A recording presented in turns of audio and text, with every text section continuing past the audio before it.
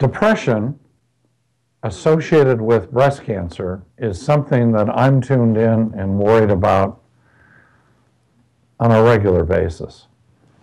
I think the diagnosis is probably more commonly made by my medical oncology colleagues. But all of us who are involved in the field of breast cancer need to be tuned into the possibility that our patient is suffering from depression. The depression can be very, very obvious to very, very subtle. I'm clearly not a psychiatrist. I'm not going to sit here and try and list out all of the symptoms of depression, but feeling blue is certainly one of the things that we see. Feeling anxious is something I deal with on a daily basis with breast cancer patients, but depression following how do I put it, the initial running of the marathon is when I think things most typically occur. Now, what do I mean by that? Well, when I see patients is generally at the beginning of the marathon, the race of going through all the treatments that may be necessary. And so I'm dealing primarily with fear and anxiety. And so at that time, patients can handle things pretty well, particularly with the love of their parents and co-workers and family members and just everybody who can gather around, including their treatment team. Getting through chemotherapy, that's a longer process than often the surgery process. I mean, generally we're talking 4 months at least.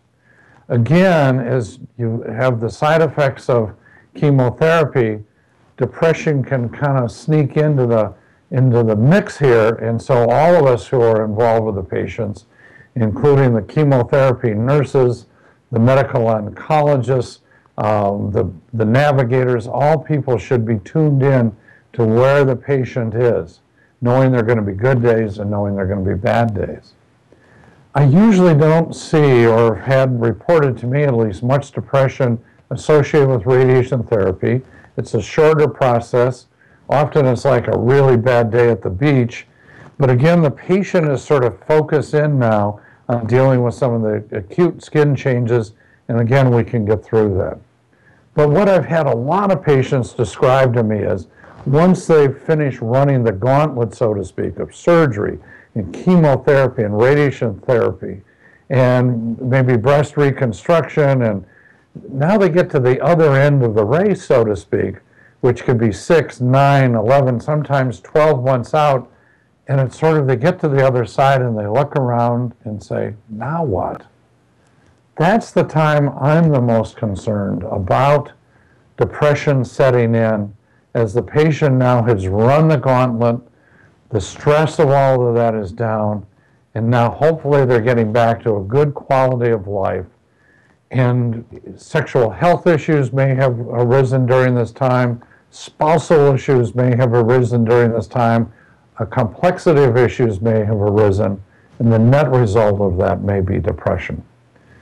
So depression can certainly strike at any age following the treatment of breast cancer or during the treatment of breast cancer.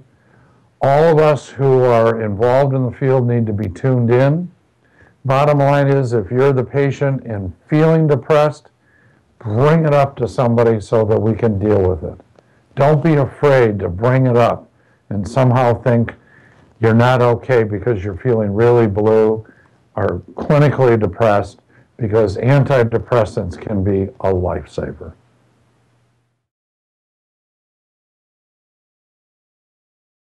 Hi, I'm Dr. Jay Harness, and I want to share with you important information that I believe that every newly diagnosed patient with breast cancer needs to know.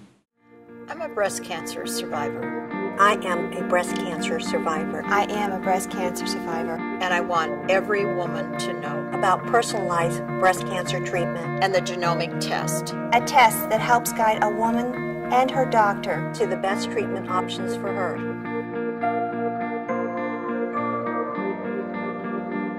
Pass it on.